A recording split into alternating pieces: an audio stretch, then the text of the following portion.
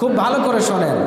আমরা তাহলে হিংসা, আমার দিকে খেয়াল করেন, হিংসা, বিদ্বেষ, মানুষের বদনজর লাগা, মানুষ আমাকে যাতে ক্ষতি করতে না পারে, এইরকম কিছু কোরআন সুন্নায় আছে না নাই? একটু মুখ খুলে বলতে হবে, আছে না নাই? সেটাকে আমরা জানি। ইসলাম এমন একটি জীবন ব্যবস্থার নাম যেখানে প্রশ্ন করলে এমন কোনো বিষয় নাই যে উত্তর পাওয়া যায় না। না জানলে শিখতে হবে, নাকি বলেন? শিখতে হবে কিনা? আচ্ছা, আমাদের বাড়িতে এমন কোনো বাড়ি নাই আমার মনে হয় যে সন্তানাদি ছোট বাচ্চা কাচ্চা নাই, নাকি বলেন? আমার মনে হয় প্রায় বাড়িতেই আছে। আমাদের ছোট বাচ্চাগুলাকে মানুষের বদনজর থেকে বাঁচানোর দরকার আছে না নাই? আমাদের তো বাঁচানোর দরকার নেই, আছে? হ্যাঁ, আমরা বড় মানুষ, আমাদের আবার কি করবে? করতে পারবে? পারবে, পারবে। আমাকে আপনাকে অবশ্যই ক্ষতি করতে পারবে। দেখেন না, ওই যে মানুষে বলে না বান মেরেছে, বলে কি বলে না? মানুষে বলে নষ্ট করেছে, বাড়ি নষ্ট করেছে, বলে কি বলে না? এগুলো সত্য। কুফরি কালাম দিয়ে অনেক কিছু খারাপ কিছু করা যায়।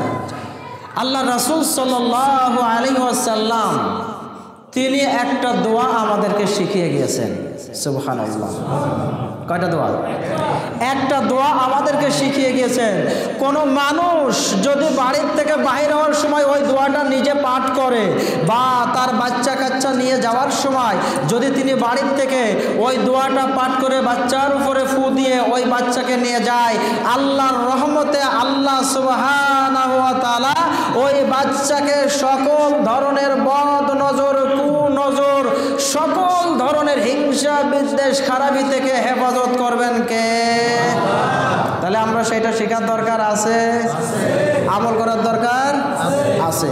দোয়াটা এবার আপনাদেরকে বলে দিই, আপনারা শিখে নেবেন, আপনারা আমল করবেন, ইনশাল্লাহ দেখবেন আপনার বাচ্চাকে কেউ কোনো ক্ষতি করতে পারবে না, আপনাকেও পারবে না, আপনার বাড়িও কেউ নষ্ট করতে পারবে না, আপনার বাড়ির অন্যান্য যারা আছে তাদেরকেও নষ্ট করতে পারবে না, ইনশাআল্লাহ।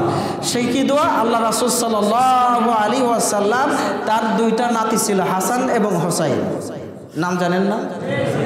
আমার মনে হয় এমন কোনো মুসলমান নেই যে হাসান হুসাইনের নামটা জানে না, ঠিক না বেঠিক?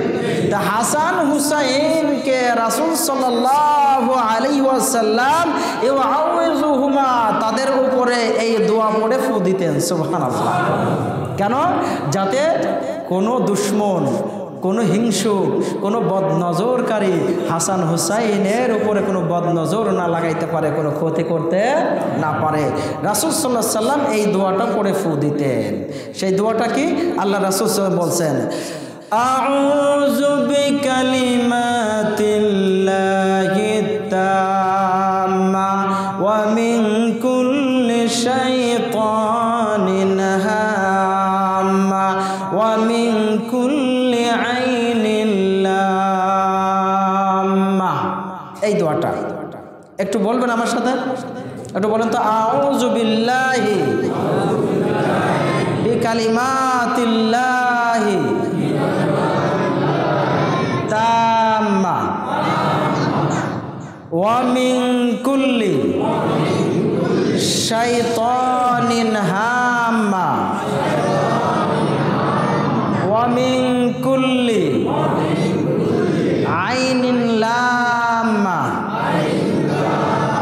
খুব কষ্ট হলো, রাগ করলেন? এই দোয়াটা মুখস্থ করবেন। এই দোয়াটা পড়ে আপনার বাচ্চার উপরে ফু দিবেন।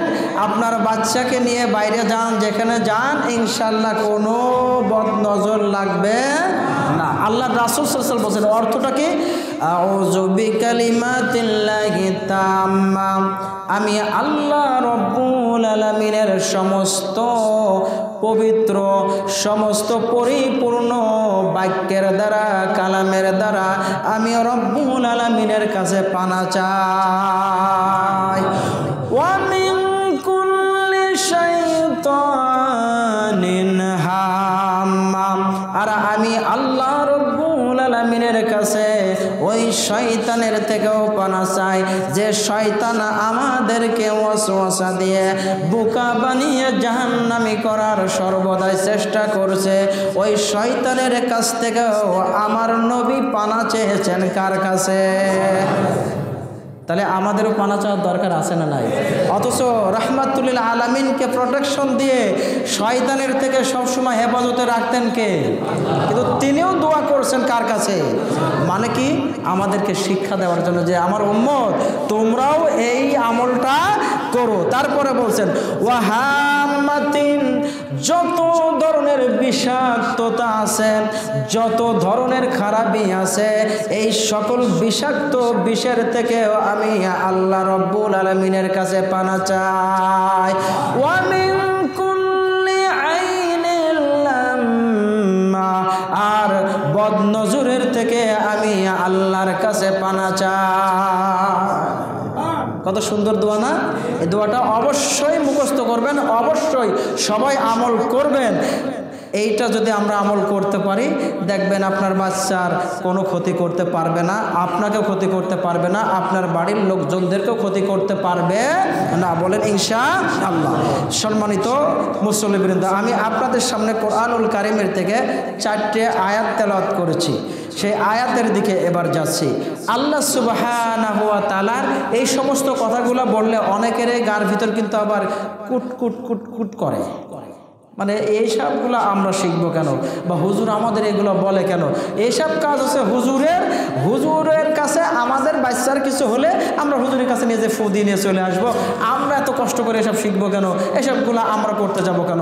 এরকম কথা এক শ্রেণীর মানুষ বলে কি বলে না? এরকম চিন্তা চেতনা আছে না নাই?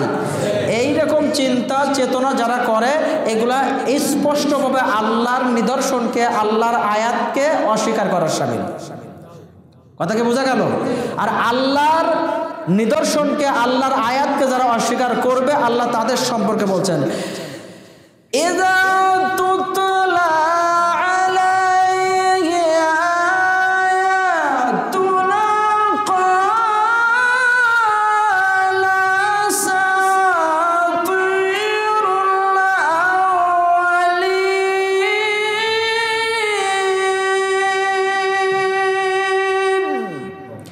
আল্লাহ রব্বুল আলামিন জানায় দিলেন, যারা ইযা তুতলা আলাইহি আয়াতুনা, আমার আয়াতকে যখন তাদের সামনে পাঠ করা হয়, তাদের সামনে বর্ণনা করা হয়, ওই মানুষগুলা আমার আয়াতকে অস্বীকার করে।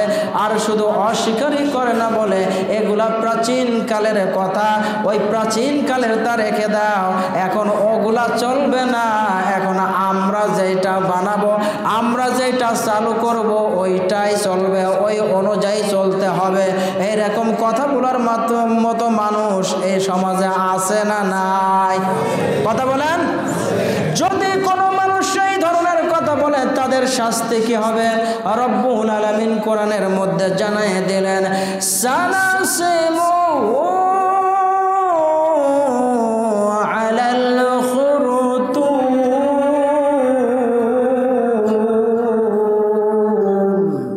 আল্লাহ রব্বুল আলামিন তাদেরকে জাহান্নামের মধ্যে দিবেন, উপর করে নাকে খড় দিতে দিতে টেনে হিসড়ে ওই নাকের উপরে খড় দেওয়া অবস্থায় আল্লাহ রব্বুল আলামিনের আয়াত অস্বীকারীদেরকে জাহান্নামের মধ্যে ঢুকানো হবে। বলেন নাউজুবিল্লাহ। তাহলে ভুলেও আল্লাহর কোনো বিধানকে, আল্লাহর কোনো আয়াতকে আমরা মস্করার সাথেও অস্বীকার করব কখনোই বলবো না, রাখো তো তোমার ওই হাদিস, রাখো তো তোমার কোরআনের আয়াত, আমরা যেটা বলছি ওইটা করো। এরকম কথা বলা যাবে? বললে বিপদ, বললে নাকে খড় দিয়ে আল্লাহ জাহান্নামে নিবে। কথা কান ঠিক না বেঠে? এইরকম কথা যদি কেউ বলে, দেখবেন নাকে খড় দেওয়ার কথা আল্লাহ কেন বললো? নাকে খড় দেওয়া শাস্তির, অপমান শাস্তির চাইতে বেশি, ঠিক না? আগে দেখবেন যদি কেউ অকাম করতো, কেউ চুরি চাপটা করতো, কেউ কারোর মেয়ের গায়ে হাত দিত, কেউ কারোর বাড়িতে ঢুকতো, দেখবেন মণ্ডলরা এই বিচার করতো। কি করতো? 14 হাত, 16 হাত, 12 হাত নাকে খড় টানাইতো। কথা কান ঠিক না বেঠি? তা আল্লাহ রব্বুল আলামিন এই যে বিধান বিধানটা দিয়েছেন, যদি কেউ এইরকম করে, এই নাকে খড় দেওয়া মানে কি, ওর কষ্ট কিন্তু কম হয়, কিন্তু লোকজনের সামনে অপমানটা সবচাইতে বেশি ওর কাছে অনুভূত হয়, ঠিক না? সুতরাং সাবধান, এমন কোনো কথা বলা যাবে না। তোমরা যা জানো না তা তোমরা জেনে নাও। আল্লাহ সুবহানাহু ওয়া তাআলা এই মর্মে বলেছেন, ফাসআলু আহলা যিকরি ইন কুনতুম লা তা'লামুন।